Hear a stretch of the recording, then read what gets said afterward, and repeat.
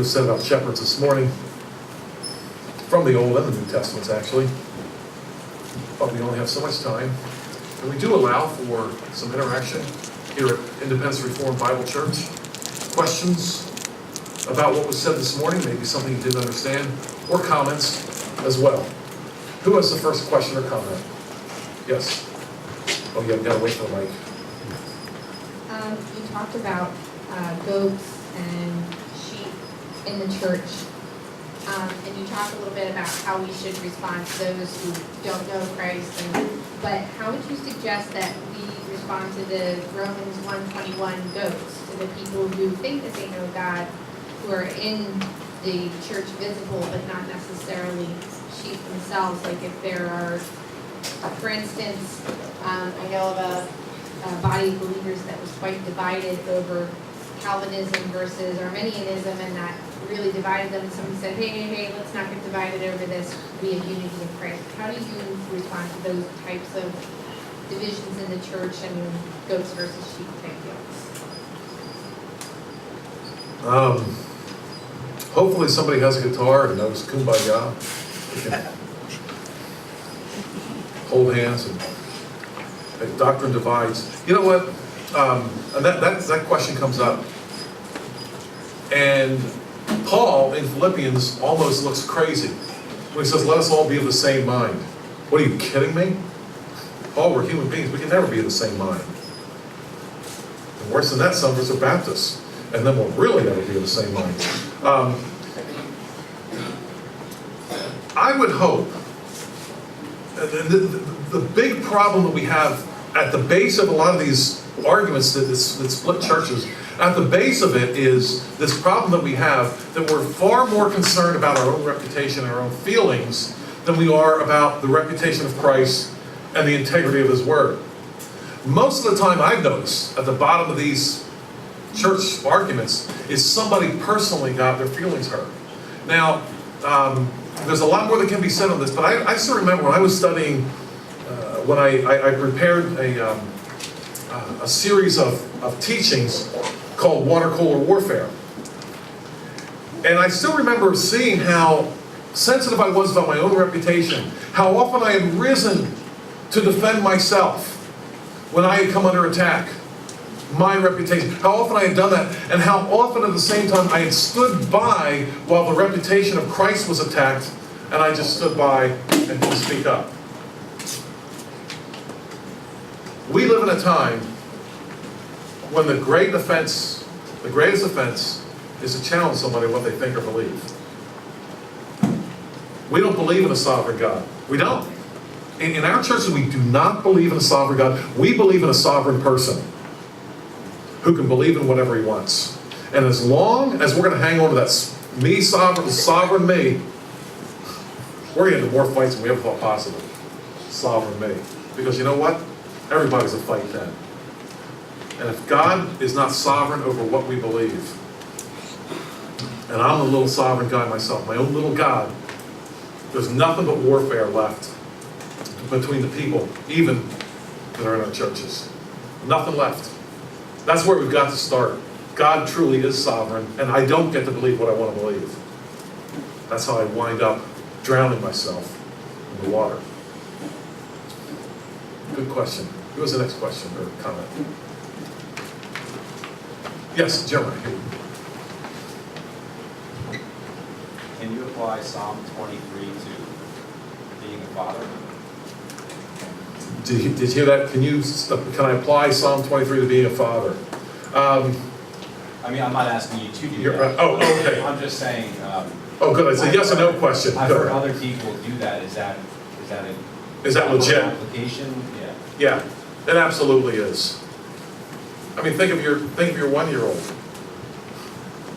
This is a great problem that, boy, we could spend some time on this. But think of your 1-year-old. How many times have you heard the discussion? You've all heard it. The discussion you get into, right? Parent says to the 2-year-old, don't do that. Right? That's pretty simple. Don't do that. Kid says, but I want to, or whatever, it keeps doing it. And next is the discussion. Right? You've heard the discussion. No, Daddy says you shouldn't do that because you'll hurt yourself. Oh boy.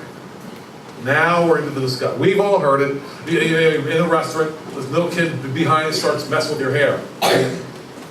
Don't do that. Mommy said don't do that. Because he does not want you to do that. Discussion. That crazy discussion thing. The shepherd does not discuss with the sheep where we're going next. Because he knows. Now, when your children grow older, that's one thing. But especially when your children are smaller, I honestly can't think of a better illustration of what a father is supposed to be than a shepherd. A servant, and that's what a shepherd ultimately is he not? He is a servant to the welfare of those sheep. Is that not a description of what a father is supposed to be and do? Is that not? Dads, I hope you're inspired by this picture of a shepherd, of a good shepherd. Protecting your children from wicked, evil influences and challenging those wicked, evil influences when they do come into your home, because they will come. Are you out there with your staff?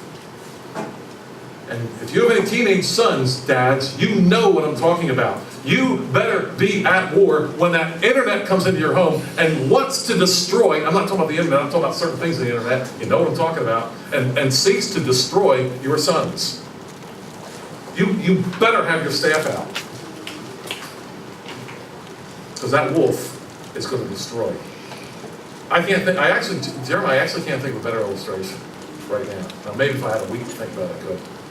But I'm saying it right now, I can't. Cameron. Thank you, Cameron.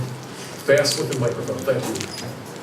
I think along with what Jeremiah said, in Proverbs 27:23, which I believe is a letter from a father to a son. It says, know well the condition of your flocks and give attention to your herds. So I think that's a perfect directive for fathers. Yeah, thank you for that. I'm hearing more and more situations where, I'm hearing of whole families where kids are saying, my dad doesn't talk to me. We don't converse. I'm hearing more and more about that. Well, you can't know. You can't know if you're not talking. Gotta know. Thank you. Who else has a question or comment? Yes, John. Maybe I missed this, Joel, but in verse 3 of Psalm 23, he restoreth my soul. Did you not talk about that? Actually, I did not. I did not. Okay. Not on purpose. Here's an opportunity for a second sermon. Okay. Yeah, I actually addressed it a little bit in the beginning. He restores my soul.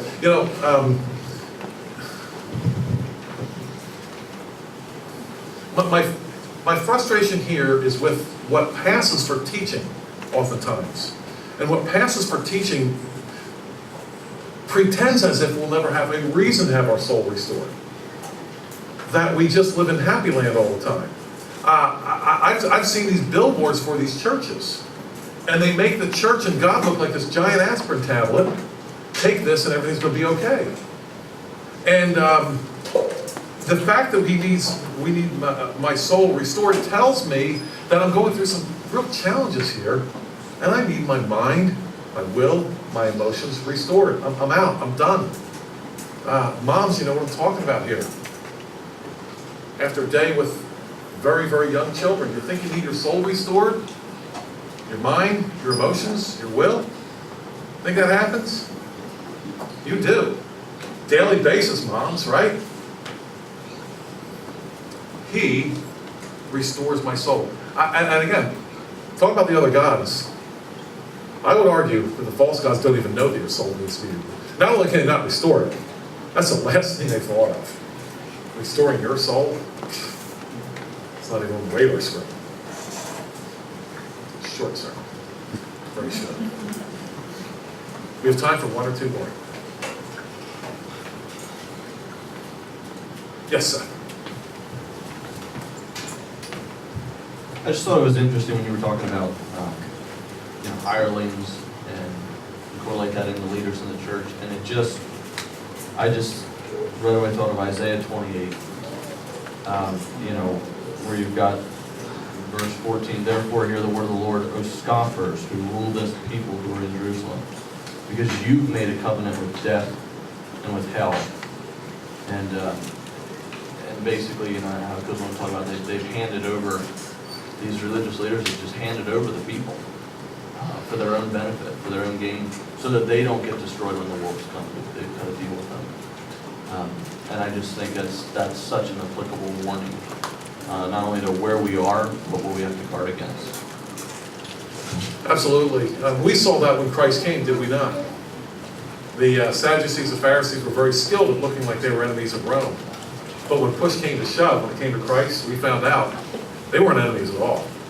They were on quite friendly terms with the Romans, and willing to gang up with the Romans as long as it was against Christ. They looked so pious, they looked so holy, out there in their long robes, long prayers, making a big show of giving all kinds of money to the temple.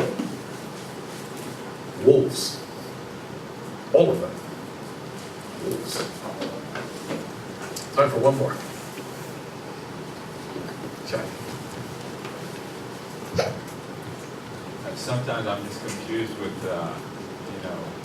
us being compared to sheep and things like that. What about, Christ, when he's compared to a lamb or things, like how far do you go with comparisons? I know the lamb is pure and things like that, but, how do you deal with, that symbolism, I guess? Yeah, Christ has a lot more, shall we say, illustrations apply to him than apply to us. For example, he's called other things. Throughout John, for example, he's called things that we're not called. He's called the door. For example, he's called that in John 10. He's called the water of life. He is called a lamb, but I believe that lamb is limited to the Passover lamb. And that lamb being in a rescue type of sense. Again, this is something you would never come up with this if the Bible is not divinely inspired. You would never come up with the idea of a lamb saving you from death. You can't think of anything that's less capable of saving you from death in the world than a lamb. So I think it's aspects of the lamb and the sheep that we're being compared to here. And certainly, for example, Christ standing up a feast and saying, he who, and when he did this in John, the Jews were trying to kill him. And he shows up at the feast and people thought he wasn't going to be there. And he stands up and he says, anybody who believes in me, out of his inner being, if you will, shall flow rivers of living water. Now here's a man, as they thought, who was dodging the Jews because they wanted to kill him, and now he's standing and talking about, if you believe in me, you're going to get living water. Well, what's that mean? Some people are drowned by water, right? But what he's talking about is, without me, you're getting living water that you can drink. So it's not every single aspect of every single sheep or tour, or in this case, water, that actually compares. We are not ever called the Lion of the tribe of Judah. We are not called the conquering king like he is.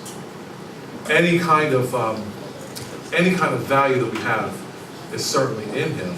And I believe that the sheep illustration actually stops, for the most part, with Christ as the lamb. We're not called the lamb, he is. We're called sheep, he's not. Good question. Good question. Well, thank you for your kind attention here this morning.